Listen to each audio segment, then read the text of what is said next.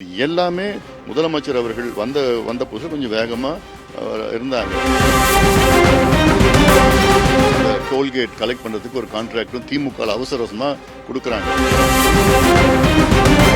முதலமைச்சர் விஜயை தேர்வு செய்த இளைஞர்கள் முதல் காரணம் ஆற்று மணல் மூலமாக அரசுக்கு வருவாயின் பார்த்தே ஒரு வருஷம் 28 கோடி காசு அடிச்சிருக்காங்க, கொள்ளடிச்சு. அந்த காசு எடுத்துட்டு திருப்பி நம்ம கஜானாக்கு கொண்டு வரோம்.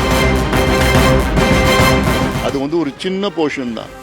அவங்களுக்கு ஈடிக்கு நீங்க விசாரணை பண்ணுங்க, நீங்க தமிழ்நாடு அரசு கொடுத்தாலே போதும். அரசு துறையில தயாரிக்கின்ற அந்த மின்சாரம் எவ்வளவுனா ₹2.90, ₹3, ₹3.25 தயாரிக்கின்ற மின்சாரத்தை இவங்க ₹9 15 வரைக்கும் வாங்கிட்டு இருக்காங்க. அதுல அவங்களுக்கு ₹5, ₹6, ₹7 அவங்களுக்கு கமிஷன் கிடைக்குது. இதனாலதான் இவங்க கடந்த 10-15 வருஷமா இந்த அரசு மின்துறையில எந்த கவனமும், மின் திட்டங்கள்ல எந்த கவனமும் செலுத்தல. அவ்வளோ கொள்ளடிச்சு. இதை ரெகுலேட் பண்ணாலே போதும். இதை நம்ம சூரிய ஒளி மின்சாரம், அப்புறம் ரூஃப் டாப் சோலார் இதெல்லாம் கொண்டு வந்தாலே இதுல பெரிய அளவில் இதுக்கு ஒரு பற்றாக்குறையை போக்கலாம். அதுல ஏன்னா அது மட்டும் இல்ல, போக்குவரத்து துறை இருக்கு. போக்குவரத்து துறையில புதிய பஸ், டயரு, ஸ்பேர் பார்ட்ஸ், அப்புறம் நியமனம் பண்றது எல்லாமே கண்ணாவினான்னு கொள்ளடிச்சு வச்சிருக்காங்க. இது எல்லாமே முதலமைச்சர் அவர்கள் வந்த புதுசு கொஞ்சம் வேகமா இருந்தாங்க. இப்ப கொஞ்சம் ஸ்லோவா போற மாதிரி எனக்கு ஒரு தோணுது. எனக்கு இதுல கவனம் செலுத்தணும். ஏன்னா அவ்வளோ கொள்ளடிச்சு. பொதுத்துறையில PWD, ஹைவேஸ் ரெண்டுத்துல தான் அதிகமா ஊழல் நடந்திருக்கு.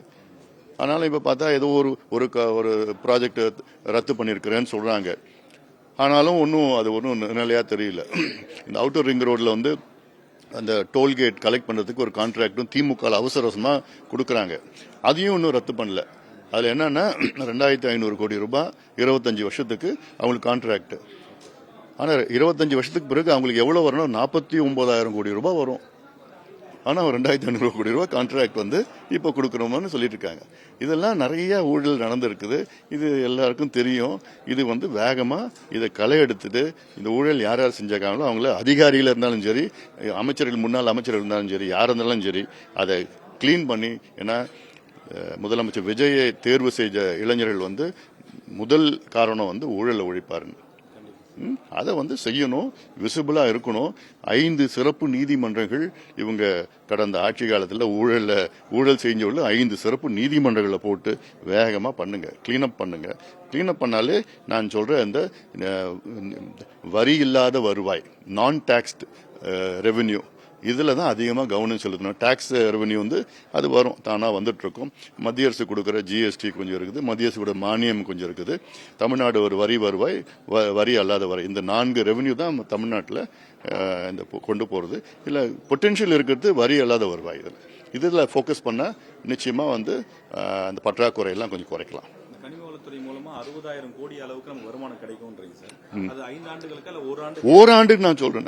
நான் சொல்றது ஒரு ஆண்டுக்கு நான் சொல்றேன். நான் இதெல்லாம் இப்ப ஒரு உதாரணம் நான் சொல்றேன்.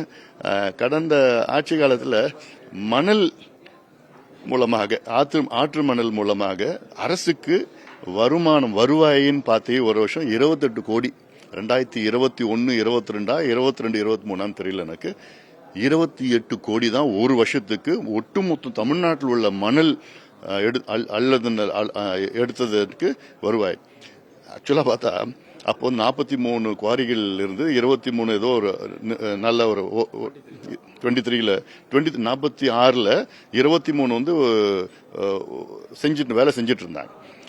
இதுல ஒரு குவாரியில எங்களுக்கு வெளியில வர செய்திகள்லாம், ஒரு குவாரியில ஒரு நாளைக்கு 28 கோடி வரும். ஒரு குவாரியில ஒரு நாளைக்கு 28 கோடி. ஆனா ஒட்டுமொத்தம் தமிழ்நாட்டில் உள்ள 23 குவாரியிலையும் ஒரு வருஷத்துக்கு 28 கோடி காமிக்கிறாங்க, கணக்கு காமிச்சாங்க. அப்போ எந்த அளவுக்கு இவங்க கொள்ளடிச்சு வச்சிருக்கிறாங்கன்னு தெரியுது இல்ல. இதெல்லாம் ரெகுலேட் பண்ணாலே நீங்க அப்போ ஒரு நாளைக்கு ஒரு குவாரியில ஒரு 20 கோடி வச்சுக்கீங்களா. ஐ மீன் நமக்கு குவாரி கூட நம்ம மூடிடணும்னு சொல்லிட்டோம். இதுல நமக்கு வருமானம், வருவாயெல்லாம் தேவையில்லை. ஏன்னா ஆறுகள் தான் முக்கியம். ஆனா இவ்வளோ இதுக்கு காசு அடிச்சிருக்காங்க, கொள்ளடிச்சு. அந்த காசை எடுத்துட்டு திருப்பி வந்து நமக்கு கஜானாக்கு கொண்டு வரணும். யார் யார் எவ்வளவு அடிச்சாங்க, எவ்வளவு நிச்சயமா சாத்தியங்க. அது எப்படி சார் சாத்தியம்? உறுதியா இப்ப இடி இருக்காங்கல்ல, அவங்களே வந்து 4800 கோடி ரூபாய் வந்து அவங்க வந்து இந்த மேப்பிங் எல்லாம் பாத்துக்கிட்டு இவ்வளவு அள்ளணும், இவ்வளவு அள்ளி இருக்கிறாங்கன்னு சொல்லியிருக்காங்க. அது வந்து ஒரு சின்ன போர்ஷன் தான். அவங்களுக்கு இடிக்கு நீங்க விசாரணை பண்ணுங்க, நீங்க தமிழ்நாடு அரசு கொடுத்தாலே போதும். அவங்க இது மட்டும் இல்ல, ஒட்டு மொத்தமா எல்லாம் விசாரணை பண்ணிடுவாங்க.